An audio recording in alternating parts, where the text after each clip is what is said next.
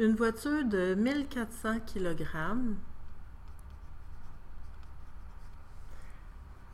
roule à 54 km/h et cette vitesse-là en km/h, si on la met en mètres secondes, ça équivaut à 15 mètres secondes.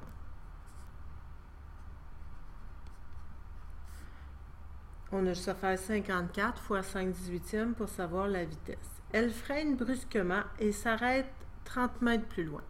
Alors, pour freiner, pour atteindre sa vitesse finale de 0 mètres secondes, on a un déplacement de 30 mètres. Quand on dit que ça freine brusquement et que ça s'arrête, il faut déduire que la vitesse finale, c'est 0 mètres secondes. Sachant que la décélération est uniforme, sous l'effet du freinage uniforme, on doit calculer la force de freinage.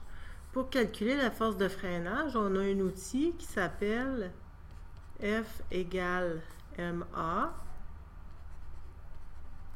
On cherche avec ça la force résultante, mais dans une situation où une voiture freine, on applique une force contraire au déplacement, qui serait dans ce cas-là la force de frottement ou de freinage. Et quand on freine, on arrête de donner de la force motrice. Donc, dans ce cas-là, la force résultante est égale à la force nuisible seulement, donc la force de frottement. Donc, la force résultante ici va être égale à la force de frottement ou la force de freinage. Je n'ai ni la masse, non, j'ai la masse, mais je n'ai pas l'accélération. Pour trouver l'accélération, la formule pour trouver l'accélération, c'est delta V sur delta T, mais on n'a pas le temps. Donc, on va se servir d'une autre formule parmi les équations du MRUA. La formule qui est la mieux adaptée, c'est vitesse finale à la 2 égale vitesse initiale à la 2 plus 2A delta X. La vitesse finale, c'est 0. On a un 0 mètres seconde.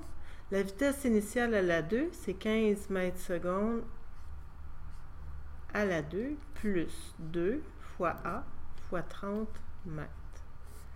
On va isoler le A. 15 à la 2, ça donne 225. Et le 225, il faudrait le mettre de l'autre côté de l'égalité. Donc, on obtiendrait moins 225. Et puisqu'on l'a mis à la 2, c'est des mètres carrés par seconde carrée, est égal à 2A fois 30 mètres.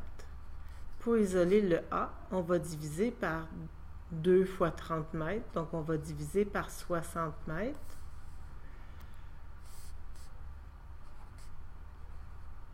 Des deux côtés.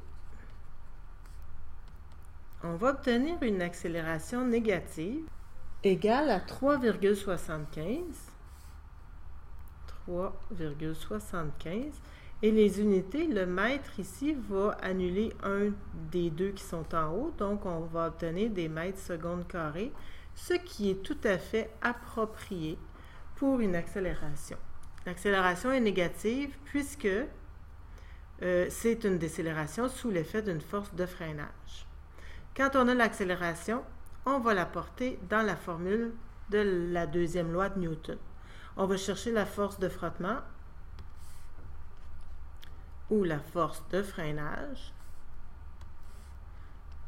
en faisant la masse, 1400 kg, fois moins 3,75 mètres par seconde carrée. La force de frottement va être égale à moins 5250 newtons. Puisqu'on a le moins nous indique que c'est une force nuisible. C'est donc l'orientation qui est à l'envers du mouvement. On va ajouter ici la flèche pour dire qu'on donne la norme ainsi que l'orientation du vecteur.